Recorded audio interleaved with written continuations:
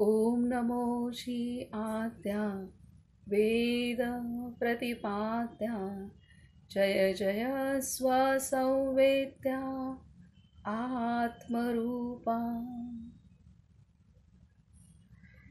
सर्वांना नमस्कार आणि नर्मदे हर, नर्मदे हर, नर्मदे हर. सद्गुरू ह्या प्रकरणात आपण प्रवेश केलेला आहे आणि सद्गुरू शक्ती, सद्गुरू म्हणजे काय आणि सद्गुरू शक्ती कसं कार्य करते आणि सूर्याचं तेज कमी होत नाही असं शास्त्रज्ञ सांगतात, परंतु संतांचं तेज हे दिवसेंदिवस वाढतच जातं असं महाराजांनी पहिलंच बोधवचन संतांच्या संदर्भात आपणाला दिलेलं आहे, सांगितलेलं आहे. आणि संत कशा पद्धतीने संत आधी पूर्णतः समर्पित होऊन साधना करतात आणि एक एक अनुभूती घेतात आणि त्या अनुभूतीच संत आपल्या ग्रंथांमध्ये लिहून ठेवतात. आणि ह्यासाठी लिहून ठेवतात की जसं महाराजांनी त्यासाठी सांगितलेलं आहे की जसं एखादा वडील असतो आणि तो त्याची संपत्ती साठी मृत्यूपत्र तयार करत असतो, कारण त्याला खात्री नसते की आपल्या पश्चात आपली मुलं व्यवस्थित वागतील किंवा त्या मुलांमध्ये भांडणतंटा होणारच नाही ह्याची त्याला खात्री नसते. आणि त्यामुळे कोणतेही वादविवाद संपत्तीवरून होऊ नयेत ह्यासाठी अनेक पिता आहेत ते मृत्यूपत्र तयार करत असतात. आणि का तर आपली मुलं आपल्या पश्चातसुद्धा शांतीने जगावीत, गुण्यागोविंदाने एकमेकांशी राहावीत यासाठी. जणू काही महाराज तसंच मृत्यूपत्राचं उदाहरण देऊन सांगतायत की आपल्या संतांना पण खात्री असते की आपल्या पश्चात सर्वच सामान्य जन आहे, हे सामान्य जन हे भटकणार आहेत किंवा त्यांना ह्या मायेच्या नगरीमध्ये ते दुःख त्यांना प्राप्त होणार आहे. आणि आपण आहोत तोपर्यंत आपण आपल्या सहवासात त्यांना ज्ञान झालेलं आहे, परंतु त्यानंतर मात्र विस्मरण होऊ शकतं. आणि त्यासाठी संत आपले सर्वच अनुभव आणि आपले सर्वच उपदेश, म्हणजेच ते भगवंताचेच उपदेश असतात, ते सर्व लिहून ठेवतात. हे आपणाला महाराजांनी सांगितलं. आणि हे एकदा त्यांनी लिहून ठेवलेलं असतं, त्यातला शब्दनशब्द हा सत्य अनुभूतीवर आधारित असतो आणि त्यामुळे त्याच्यामध्ये कोणताही बदल होणार नसतो असं हे लिहून ठेवतात. त्यानंतर महाराजांनी सांगितलेलं आहे की भगवंताचं अनुसंधान हे, आता अनुसंधानामध्ये सतत आपले संत वावरत असतात आणि त्यामुळे ते पूर्णतः उपाधिरहित असतात. आणि आपले संत जे बोलतात तसंच वागतात किंवा त्यांनी जे वागलेलं जे वागतात त्यानुसारच ते बोलतात. दोन्ही गोष्टी आहेत की ते बोलतातही तेच की जे ते वागत असतात ते, आणि वागतातही तेच की ते जे बोलतात ते. त्याच्यामुळे त्यांचं बोलणं वागणं हे अंतर्बाह्य पूर्णतः एक असतं. आणि आपण सामान्य जन आहेत की आपण मात्र आपलं बोलणं वागणं प्रत्येक वेळेला आपलं एकच असेल असं नाही आहे. आपण मोठ्या गोष्टी बोलत असतो, परंतु त्या मानाने आपल्याकडून आचरण विरुद्ध होत असतो. यासाठी महाराजांनी सांगितले की आपणाला सुख समाधान हवं आहे, आनंद हवा आहे, परंतु आपण त्यासाठी अनुसंधान न करता आपण प्रपंचाची आसक्ती सोडतच नाही आणि आपण मोठमोठ्या सुखाच्या, समाधानाच्या आणि अध्यात्माच्या गोष्टी करत असतो, परंतु आसक्ती मात्र प्रपंचाची सोडत नाही. तर असा हा विरोधाभास आहे. आपल्याला हवं असतं एक, परंतु आपण वागत असताना करतो तेच की ज्याच्यात आपला जीव गुंतलेला आहे तेच करत असतो. तर असं अनेक गोष्टी आपणाला काल सांगितलेल्या आहेत. संतांच्या संदर्भात आता आपण पुढील बोधवचनं वाचूयात. 55 बोधवचनांपर्यंत आपण आलेलो आहे. आता आपण पुढील बोधवचन वाचूयात. 56 इथे अजून एक सांगतात की शेवटचं बोधवचन जे आपण वाचलं 55 की संत आनंदरूप झाल्यानंतर स्वस्थ बसत नाहीत, ते ज्या लीला करतात. संत आनंदरूप झाल्यानंतर स्वस्थ बसत नाहीत, ते ज्या लीला करतात त्या जगाच्या कल्याणासाठी असतात. खेळ खेळत असताना ते आपल्या मूळच्या आनंदातच असतात. ते स्वस्थ बसलेले दिसले तरी जगाचे कल्याण करतात. आपण धडपड करून फुकट मरतो, त्यापेक्षा ते स्वस्थ बसून जिवंत राहतात, हे केव्हाही चांगलेच होय. आता खूप मोठी गोष्ट सांगितलेली आहे की संत हे आनंद स्वरूप झाल्यानंतर स्वस्थ बसत नाहीत. म्हणजे आनंद स्वरूप म्हणजे संत हे भगवत स्वरूप झाल्यानंतर साक्षात त्यांनी आपल्या साधनेने परमात्म स्वरूप भगवत स्वरूप ही अवस्था अहम ब्रह्मास्मी ही अवस्था प्राप्त करून घेतलेली असते. तरी असे घेतलेली अशा अवस्था प्राप्त केल्यानंतर चिदानंद रूप शिवोहम शिवोहम मी तेच आहे ही अवस्था प्राप्त करून घेतल्यानंतरही संत स्वस्थ बसत नाहीत. ते एका जागी स्वस्थ बसलेले दिसतात, परंतु ते आतून अनेक खेळ खेळत असतात आणि आपल्या सर्वच साधकांना एका जागी बसून स्वस्थ बसून ते मदत करत असतात आणि ते खऱ्या अर्थाने जिवंत राहतात. आपण मात्र इथे महाराज सांगतात आपण धडपड करून फुकट मरतो, त्यापेक्षा संत स्वस्थ बसून जिवंत राहतात, हे केव्हाही चांगले आहे. आणि हे जे खेळ खेळत असतात आणि असे खेळ खेळत असतानाही ते त्यांच्या मूल स्थितीतच स्थित असतात. आत्ताच नुकताच जो खेळ मी आत्ता अनुभवत आहे सध्या, ते म्हणजे गेल्या 1.5 वर्षांपासून माझ्या काही मनामध्ये काही विचार स्पर्श झाले होते.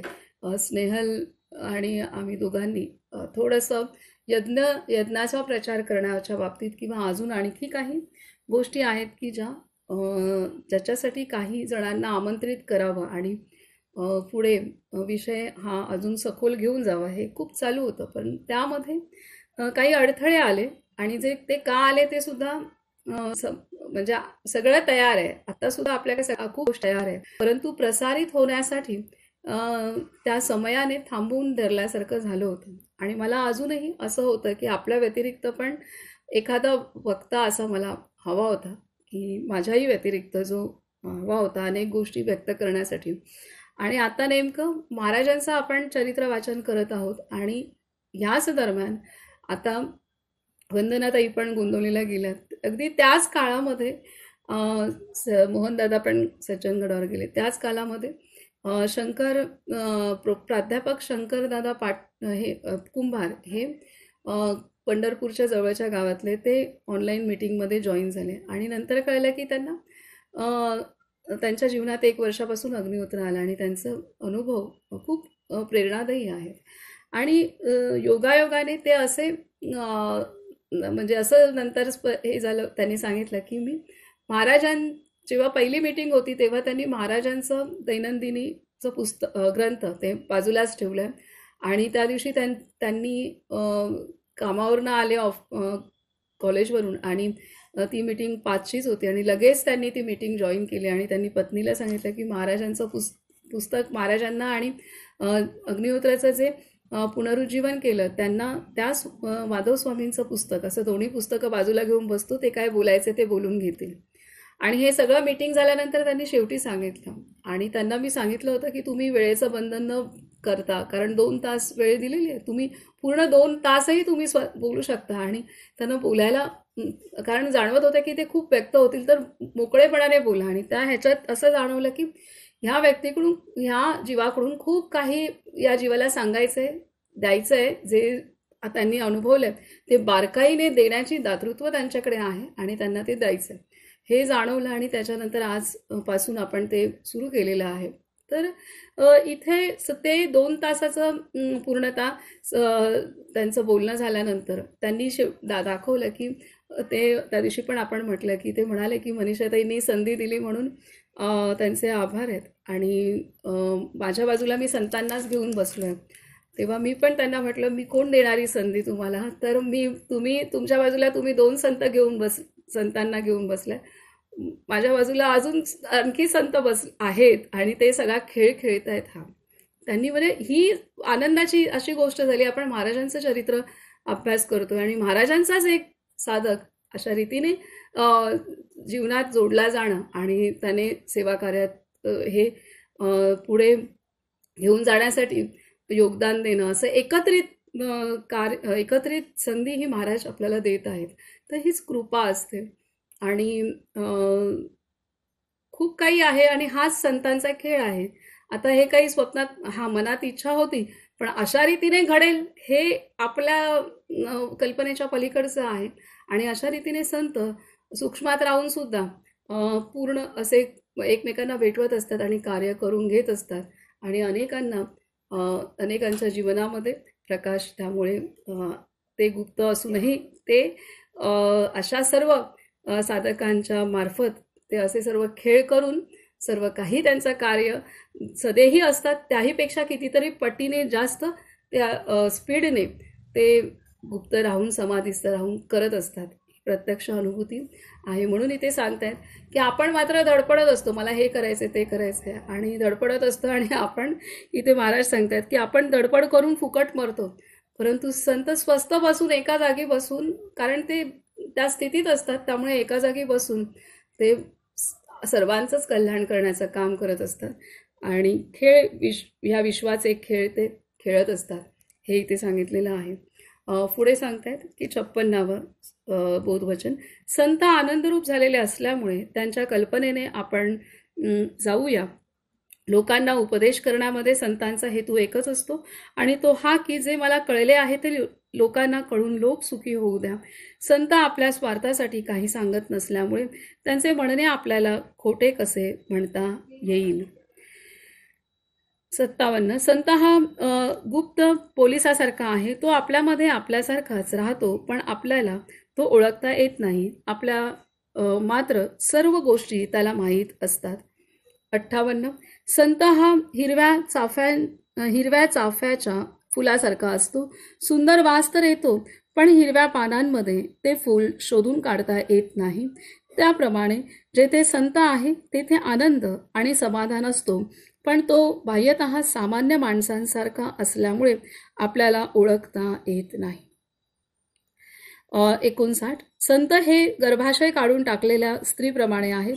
जर अशी स्त्री विषय भोगूनही फळ धरीत नाही, त्याचप्रमाणे संत कर्म करून सुद्धा त्याच्या फळांच्या आशेने लिप्त होत नाहीत. संत हे गर्भाशय काढून टाकलेल्या स्त्रीप्रमाणे आहेत. अशी स्त्री विषय भोगूनही फळ धरीत नाही, त्याचप्रमाणे संत कर्म करून सुद्धा त्याच्या फळाच्या आशेने लिप्त होत नाहीत. तर सर्व काही इथे कशी उपमा दिलेली आहे महाराजांनी की संसार करतात, सर्व काही करतात, परंतु त्या संसाराच्या कर्माच्या बंधनात मात्र संत अडकत नाहीत, हे इथे महाराजांनी सांगितलेलं आहे. पुढे आहे संत देहाचे रोग बरे करीत नसून त्या रोगाची भीती नाहीशी करतात. 61. अत्यंत चिकाटीने संतांचा समागम करावा, त्याची कृपा करून घ्यावी आणि आपण संत म्हणून मिरवावे. संतांशी एकरूप व्हावं, संतांची कृपा प्राप्त करावी आणि संतांची कृपा प्राप्त झाल्यानंतर आपण संत म्हणून मिरवावे. आपण संत म्हणून म्हणजे आपण त्यांच्यासारखे आपले सहजच, आता त्यांची कृपा झाल्यानंतर, त्यांच्याशी एकरूप झाल्यानंतर आपण त्यांच्यासारखेच होणार म्हणून महाराज म्हणतात संतांसारखं मिरवावं. आणि खरंच आहे तसं. आपल्यावरती आपण त्यांच्या संगतीत राहिल्यानंतर आपल्यामध्ये जो बदल होतो, त्यामुळे जिथे जाऊ तिथे आपणाला अगदी खूप काही प्रेम, सन्मान, मान आणि आपलेपणा मिळत असतो. ते पाहून आपल्याला खरंच अपेक्षेपेक्षा किंवा आपण विचारच नसतो केला, ते खरंच आपण अनुभवतो. ते सर्व काही आपल्याला प्राप्त होत असतं, त्या संतांच्या संगतीमुळेच प्राप्त होत असतं. पुढे 62. संत हे चालते बोलते देव आहेत. 63. सत्पुरुषांचे बाहेरून वागण्याचे प्रकार त्या देशकालाने निरनिराळे असतात, पण आतले भगवंताचे प्रेम मात्र सर्वांचे एकच असले पाहिजे. 64 जगाच्या प्रवाहाच्या उलट जायला संतांजवळ शिकायचे असते. 65 आपला शिष्य कोणत्या आध्यात्मिक भूमिकेवर आहे हे संतांना बरोबर कळतं. आपला शिष्य कोणत्या आध्यात्मिक भूमिकेवर आहे हे संतांना बरोबर कळतं. कालसुद्धा आपणाला महाराजांनी सांगितलेले आहे की ऐकावं केवळ संतांचं, भगवत वचनच ऐकावं. तिथं आईबापांचं सुद्धा ऐकण्याची अनेक गोष्टींमध्ये जिथं पारमार्थिक जीवन आहे, त्या पारमार्थिक जीवनासाठी जे उपदेश आवश्यक असतात, तर त्यामध्ये आपण संतांच्याच वचनानुसार चालणं गरजेचं आहे. आपली कर्तव्य प्रत्येक नात्याप्रतीची करावीत, परंतु पारमार्थिक उन्नती साधायची असेल तर मात्र संत वचनच मानलं पाहिजे. तिथे आईवडिलांचा पण सल्ला उपयोगी पडत नाही अनेकदा, कारण ते पूर्णत्वाला आलेले नसतात आणि ते सुद्धा मायेमध्येच अडकलेले आहेत, वासनेमध्ये अडकलेले आहेत. स्थिर बुद्धी त्यांची झालेली नसते, निश्चय बुद्धी झालेली नसते. त्यामुळे संतांचंच चलन तरच आपली प्रगती होऊ शकते. हे आपल्याला महाराजांनी सांगितलं. त्याचप्रकारे इथे ते सांगतायत की पुन्हा की हजारो इथे संत हे चालते बोलते देव आहेत. तसंच आपला कोणत्या आध्यात्मिक आहे हे संतांना बरोबर कळते. जन्म दिलेल्या आई वडिलांना सुद्धा नाही लक्षात येत की काय आहे चालू, परंतु संतांना लक्षात येत असतं प्रत्येक साधकाच्या बाबतीत की त्याची काय अवस्था आहे. तर हे संतांना लक्षात येत असतं आणि त्यानुसार ते मार्गदर्शन करत असतात. ही खूप मोठी गोष्ट आहे.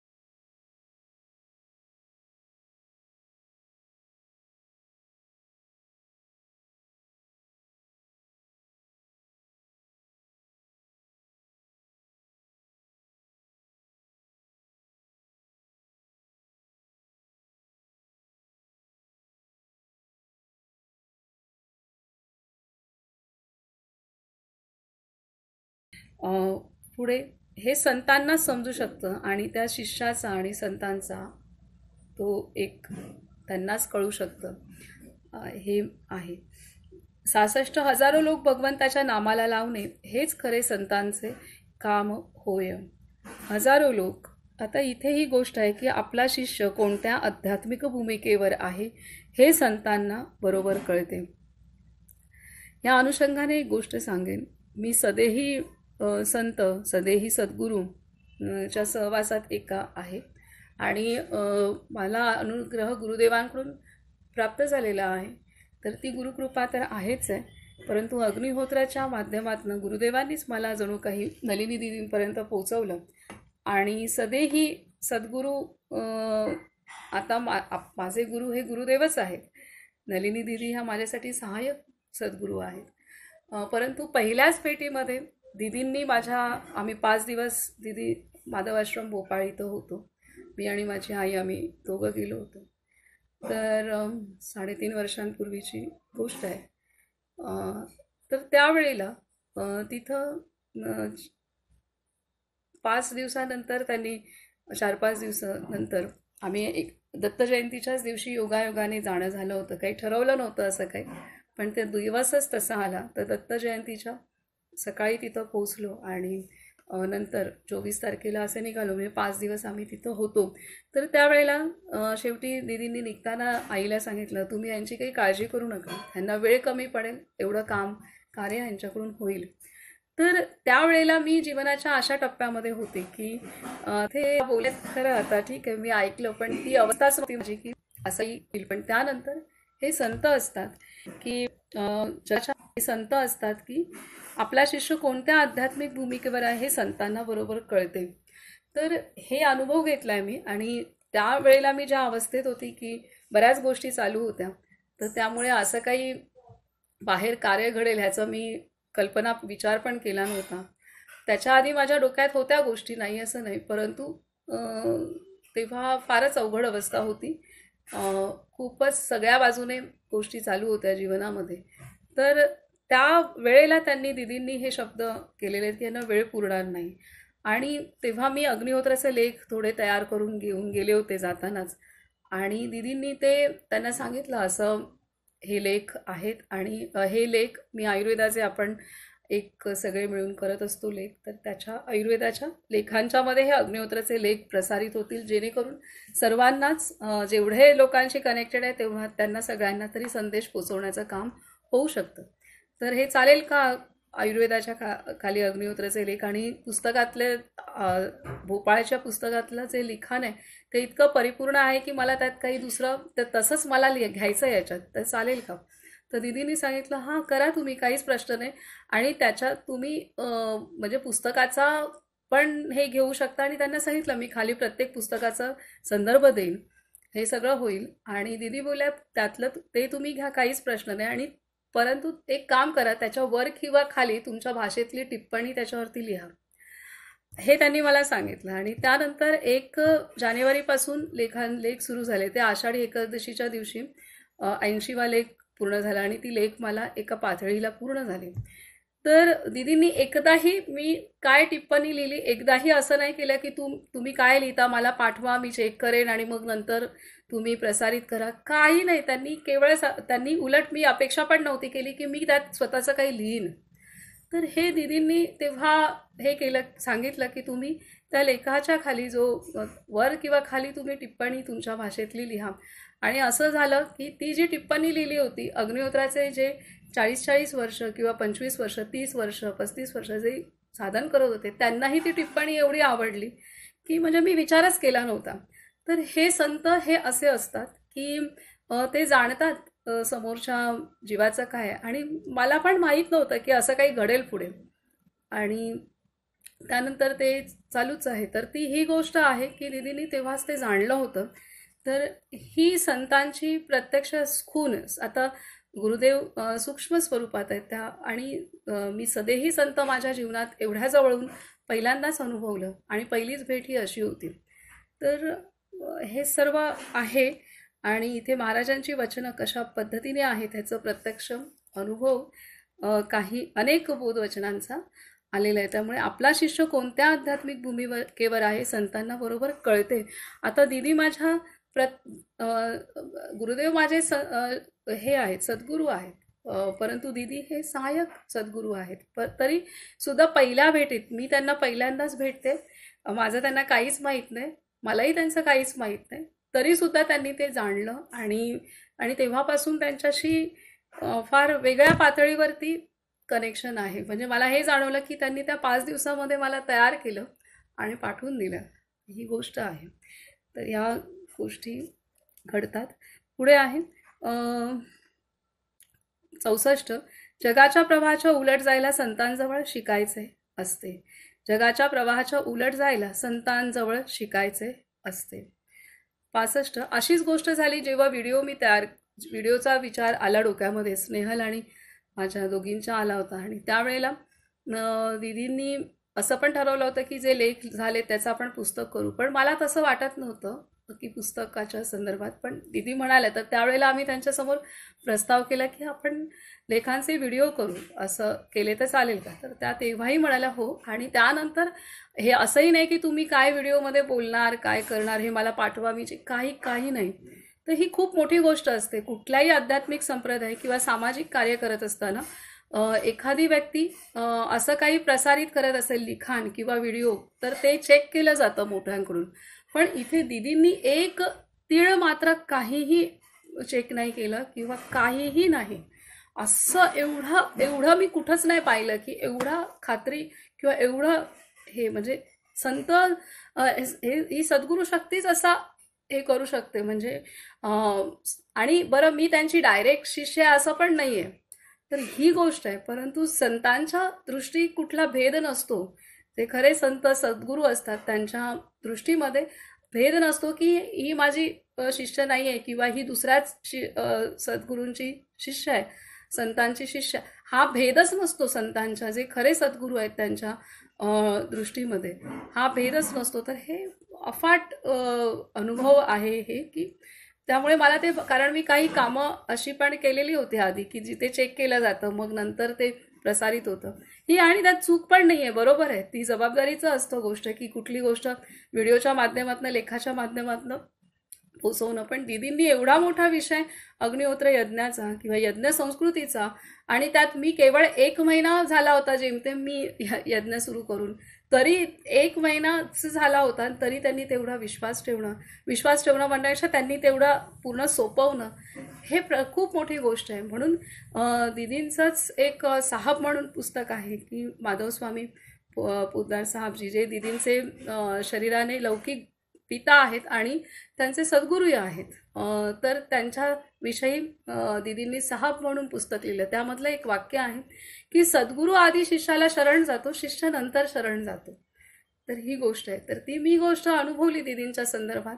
आणि आणि म्हणजे सगळ्याच सद्गुरूंच्या बाबतीत तसं आहे. परंतु दीदी सदेही असल्यामुळे आणि मी ही अनुभूती घेतल्यामुळे जाणवलं, त्यांनी मला सोपवलं होतं पूर्ण.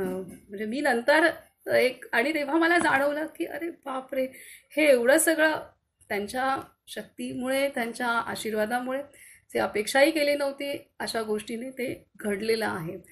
तर ह्या गोष्टी असतात आणि संत हे असे खेळ करत असतात एका जागी बसून.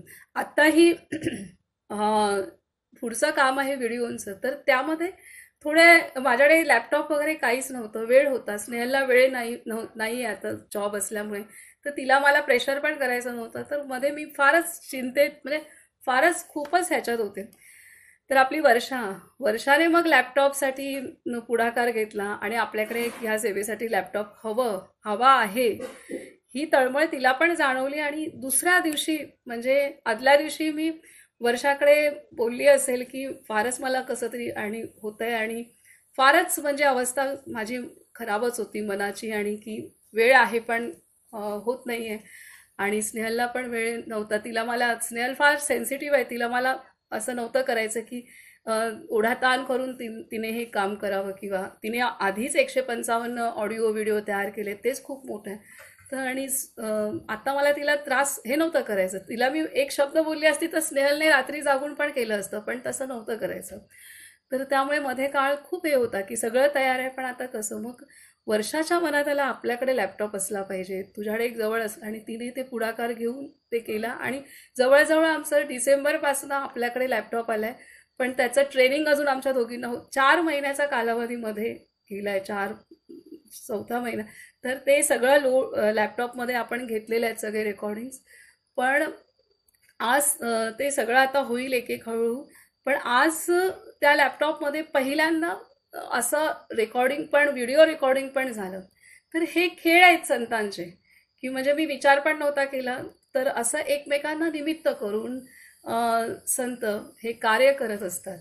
तर ह्या गोष्टी आहेत. तर एक वेगळं आहे. आता हे वाचन आपण नेमकं संतांचं वाचतोय आणि ह्या अनुभूती घेतोय, म्हणजे ते कार्यासाठी आवश्यक वस्तू पण कशा पुरवतात आणि व्यक्ती पण पुरवतात. आणि आज ते सातारकड म्हणजे पंढरपूरकडचेच प्राध्यापक ते पण आले, ह्या सेवेत जोडले गेले. ते पण म्हणाले, ताई म्हणजे मला तुम्ही, म्हणजे तुमच्यामुळे मला एवढं छान असं हे पण मिळालं, एक चांगल्या रीतीने ते देतात, मार्गदर्शन करतात. पण एक वेल डिझाईन असं होईल आता.